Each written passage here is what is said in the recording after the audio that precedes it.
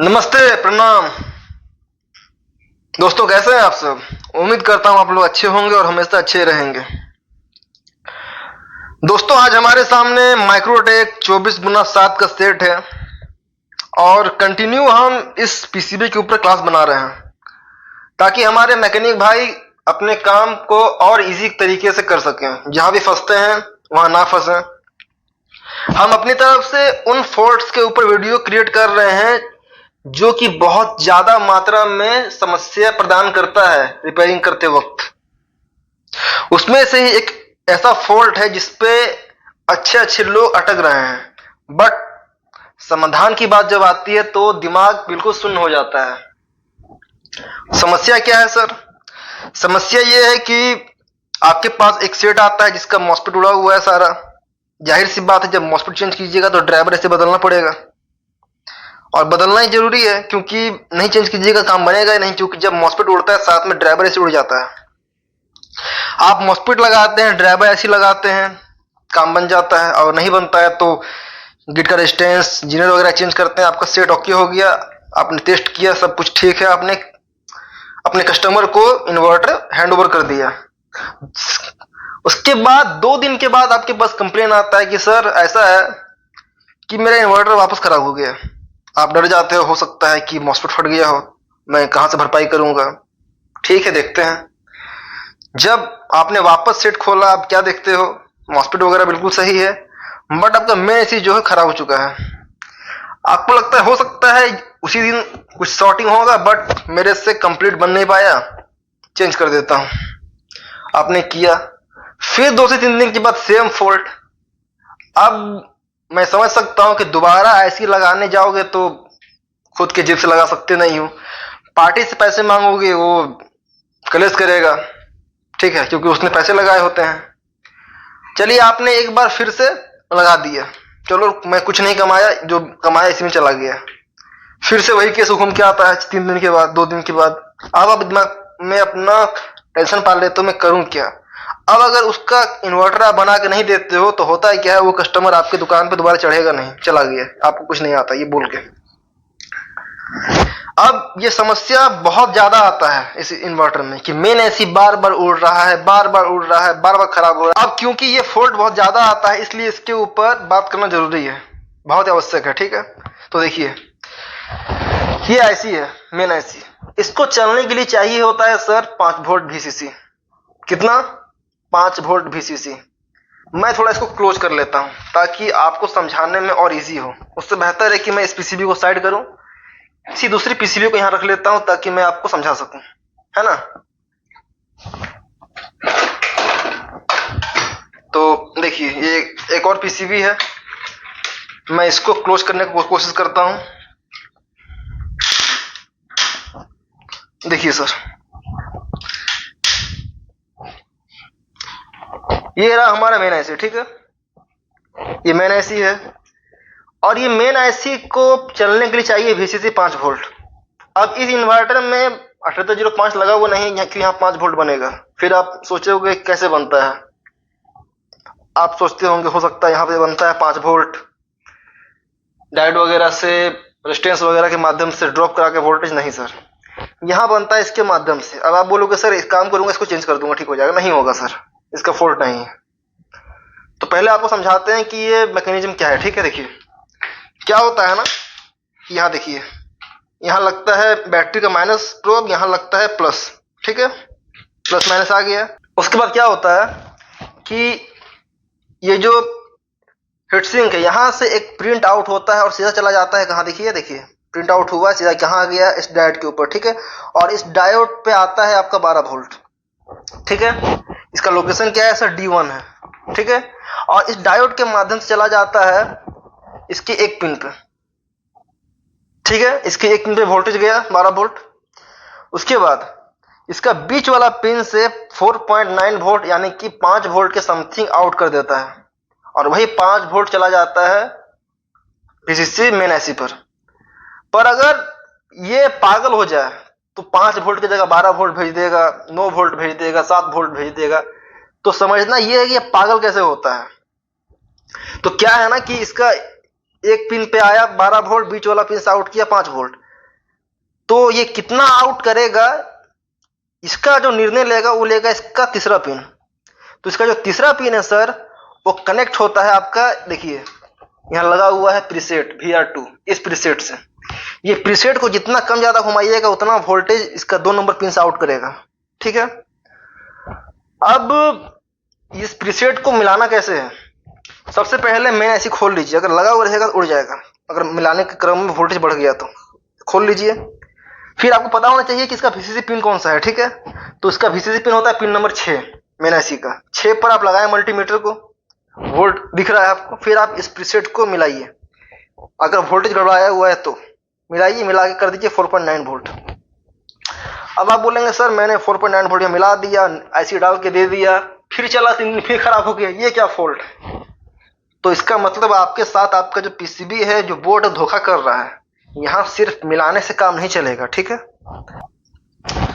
अब होता क्या है सर कि ये प्रीसेट कनेक्ट होता है आपका इसके पिन से, बट इसका पिन और प्रीसेट के बीच लगा होता है क्या? लगा होता है रेजिस्टेंस 2.7K का। लोकेशन इसका है सर R18, देखिए ये इसका लोकेशन है। ठीक है, और ये 2.7K का है। हो सकता है कि इसका वैल्यू कम ज्यादा हो गया, शिफ्ट हो गया, तो इसको चेक कीजिए 2.7K है। ठीक है, नहीं तो इसको चेंज कीजिए।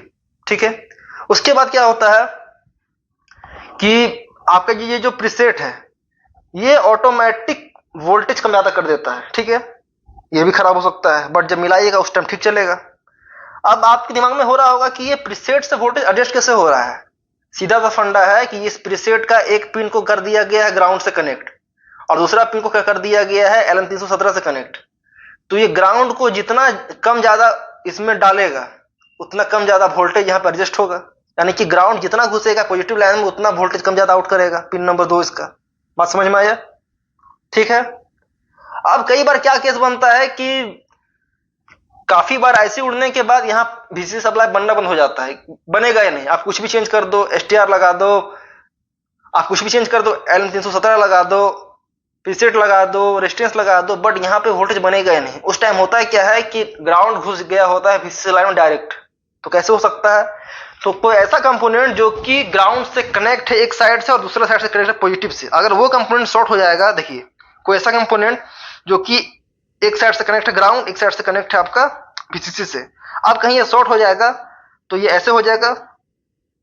जब ऐसे हो जाएगा शॉर्ट होने के बाद ग्राउंड घुस गया VCC में, VCC को दबा देगा। ठीक है, तो कंपोनेंट कौन सा है? तो वो कंपोनेंट देखिए ये वाला PF है, देखिए। ठीक है, ये PF, इसका लोकेशन देखने का प्रयास कीजिए। इसका लोकेशन आपका है C28। अगर ये PF शॉर्ट हो जाएगा, अगर ये आपस में बजर बोलेगा इसका दोनों पिन, तो ये वोल्टेज बनने नहीं देगा। ठीक है, उसके अलावा यहाँ पे एक और कंपोनेंट है, क्या है? देखिए ये लगा हुआ है जीनर D24 पे। अगर ये जीनर खराब हो जाता है, ठीक है, तो भी आपका वोल्टेज ड्रॉप मारेगा। फिर यहाँ देखिए सर, यहाँ लगा हुआ है आपका एक रेजिस्टेंस R83 पे 1K का। अगर ये रेजिस्टेंस का वैल्यू शिफ्ट हो जाए तो भी आपका जो वोल्टेज पास हो रहा है उसमें कम ज्यादा आपको देखने को मिल सकता है, क्योंकि ये जो लगा हुआ है, ये लगा हुआ है फीडबैक के रास्ते में।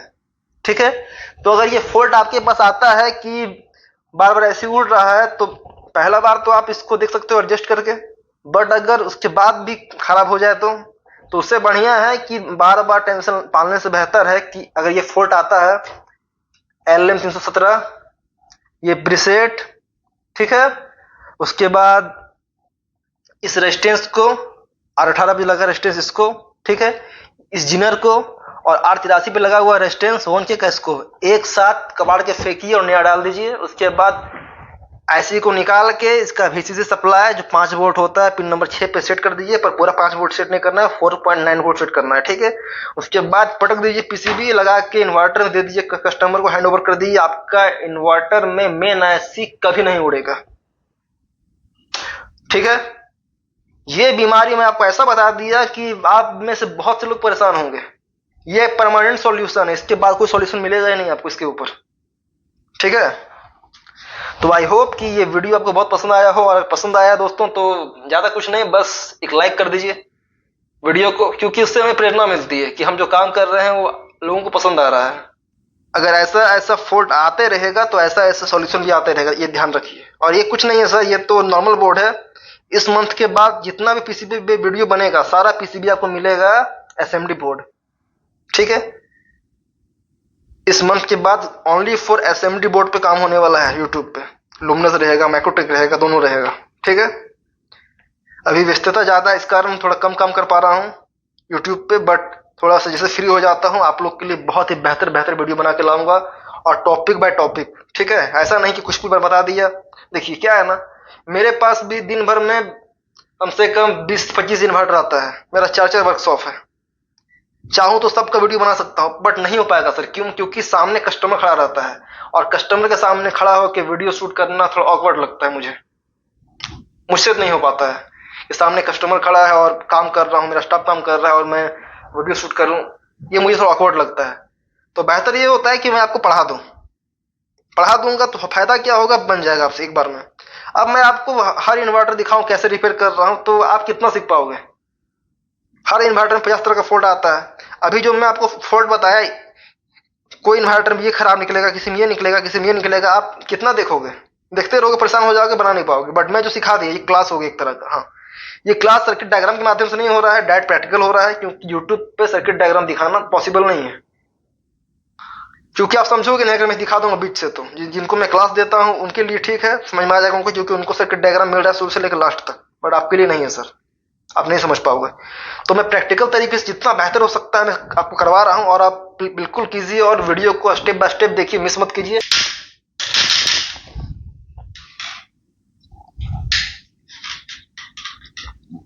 तो चलिए सबसे पहले हम अपने पीसीबी को करते हैं कनेक्ट 12 वोल्ट से, ठीक है। ये देखिए चालू हो जाएगा, हो गया, ठीक है। इसको सेट कर लेते हैं सर।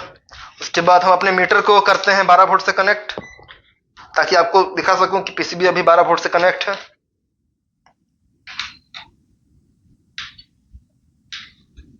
ये देखिए, ठीक है। अब बात आता है कि वोल्टेज टेस्ट कैसे करना है, ठीक है। तो मैं आपको दिखाता हूं एकदम क्लोज करके।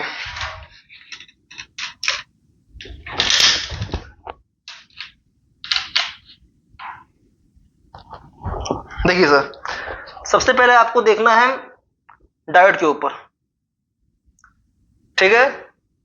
13 वोल्ट आ रहा है, क्रॉस कर रहा है। देखिए ध्यान दीजिएगा, थोड़ा वोल्टेज ड्रॉप हुआ।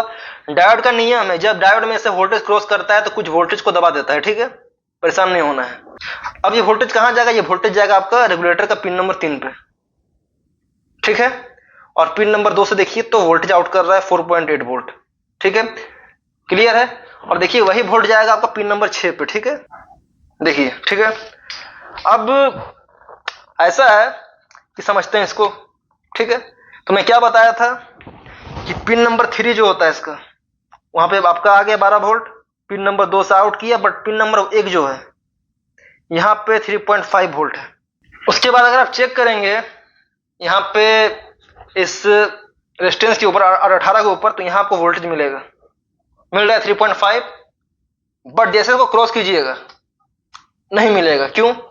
क्योंकि इसके बाद ये कनेक्ट है प्रीसेट से, और प्रीसेट कनेक्ट है आपका ग्राउंड से।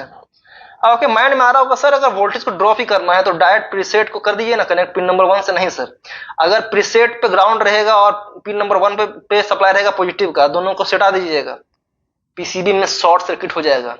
बट बीच में रेजिस्टेंस लगा दिए तो बन गया ब्रेकर। देखिए रेजिस्टेंस के इस साइड पे वोल्टेज है, इस साइड पे वोल्टेज नहीं है, ग्राउंड है, ठीक है। तो इसीलिए लगाया जाता है रेजिस्टेंस। ये सब चीज मैं सिखाता हूं अपने क्लास में, ये सब बहुत डीप नॉलेज है, ठीक है। तो आई होप कि आज के बाद आप बिल्कुल अच्छे तरीके से काम कर लोगे। देखिए यहाँ पे लगा हुआ है फीडबैक के लिए जीनर, यहाँ भी आप वोल्टेज देख लीजिए टेस्ट करके। मैं आपको दिखाने का प्रयास करता हूं सर। देखिए जीनर लगा हुआ है, इसे देखिए 4.8 वोल्ट, इस साइड में भी 3.5 वोल्ट, यहाँ देखिए 4.8 वोल्ट, इस साइड 3.5 वोल्ट। क्यों? क्योंकि ये लगा गया है फीडबैक के लाइन में, ठीक है। तो आज के बाद आप बिल्कुल नहीं फंसेंगे और बिल्कुल अच्छे तरीके से बना लेंगे, है ना। तो दोस्तों मिलता हूं आप सबसे मैं नेक्स्ट क्लास में। तब तक के लिए जय हिंद, जय भारत।